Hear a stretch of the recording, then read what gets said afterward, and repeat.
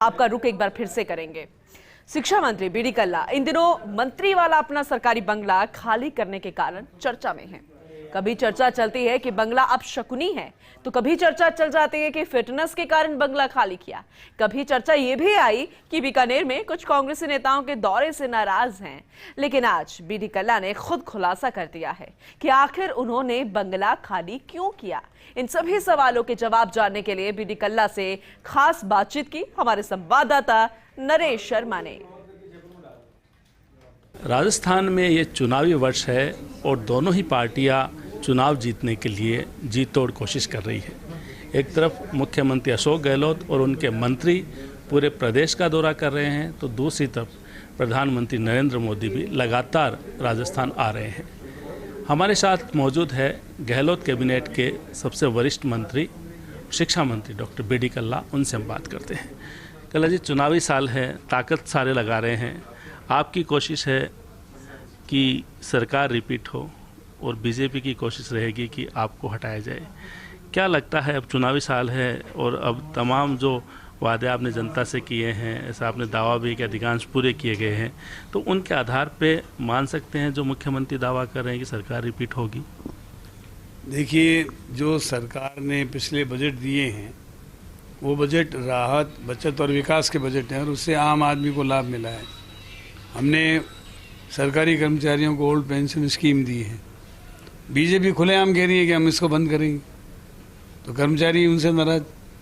उसके बाद हम लोगों ने जो 100 यूनिट बिजली फ्री आम आदमी को, 2000 यूनिट आम किसान को बिजली फ्री, उसके बाद 75 लाख लोगों को 500 रुपये में गैस का सिलेंडर, 2 गायों का या 2 भैंसों का बीमा निःशुल्क, मुख्यमंत्री चिरंजीवी योजना में जो है 25 लाख तक का इलाज फ्री, दवाई फ्री, जांचें फ्री, और उसके बाद 5 लाख का बीमा था उसको बढ़ा करके 10 लाख का बीमा, उसमें 1 रुपया भी किसी को भरना नहीं पड़ता। फिर उसके बाद जो फ्री अनाज अन्नपूर्णा योजना में मिल रहा था वो अब इसमें गेहूं के साथ साथ 1 किलो चीनी, 1 किलो दाल, 1 लीटर तेल, मिर्च मसाले, ये सब फ्री में दिए जाएंगे। उससे लोग बहुत खुश हैं। पेंशन भी 1000 रुपये सब लोगों की कर दी गई है। और इसके साथ साथ जो 10 गारंटियाँ ये जो मैंने बताई हैं वो आम आदमी को दी गई हैं। उसमें शहरी बेरोज़गारी योजना में 125 दिन का रोज़गार, मनरेगा में 125 दिन का रोज़गार, ये 10 गारंटियाँ लोगों के मन में भाग गई हैं। और सबको ये खतरा है कि यदि दूसरी पार्टी आ जाएगी तो इन योजनाओं को बंद कर देगी। क्योंकि बीजेपी ने जो वायदे किए थे कि हम किसान की इनकम दुगनी करेंगे, हम आते ही लोगों के खाते में 15 लाख रुपए डालेंगे, काला धन लाएंगे, 2 करोड़ लोगों को प्रतिवर्ष रोजगार देंगे, डीजल पेट्रोल सस्ता करेंगे, रसोई गैस सस्ता करेंगे। उन्होंने महंगाई, बेरोजगारी बढ़ाने के अलावा और कोई काम ही नहीं किया। और नौकरी निकाली तो अग्निपथ में 4 साल की नौकरी, फिर घर की छुट्टी, और उसमें कोई पेंशन नहीं। तो लोगों को ये महसूस हो गया कि बीजेपी वाले केवल झांसे ही झांसे मारते हैं। सर, अमूमन राजस्थान में चर्चा रहती है कि विधायक है वो मंत्रियों के बंगले लिए हुए हैं, मंत्री नहीं है।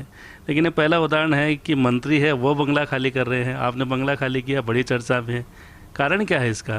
देखिए, जैसा मैंने आपको बताया कि दुनिया जो है, कोई सवारी पे जाता है तो कहेगा कि बड़ा घमंड आ गया है, और जो पैदल जा रहा है तो कि पैदल जा रहा है, फटीचर है।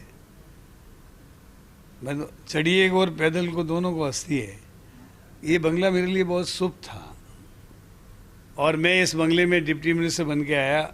मैं इसमें एक ही साल में प्रमोट होकर स्टेट मिनिस्टर बना।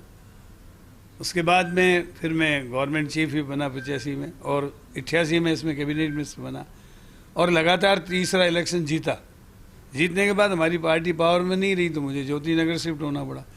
तो जिन लोगों ने ये उड़ाया था कि भाई ये बंगला शुभ नहीं है, तो शुभ तो है ही, मैंने सिद्ध कर दिया। शिक्षा मंत्री डॉक्टर बीडी कल्ला, जिन्होंने तमाम इन सवालों के जवाब दिए हैं जो जनता चाहती थी, चाहे वो बंगले को लेकर चर्चा हो, चाहे इनकी बीकानेर की विधानसभा क्षेत्र को लेकर चर्चा हो, एक बार फिर उन्होंने साफ किया है कि जनता उनके साथ है और अगले 5 साल फिर से जनता की सेवा करने के लिए तैयार है। कैमरामैन संजय के साथ Naresh Sharma, first India news, Jaipur.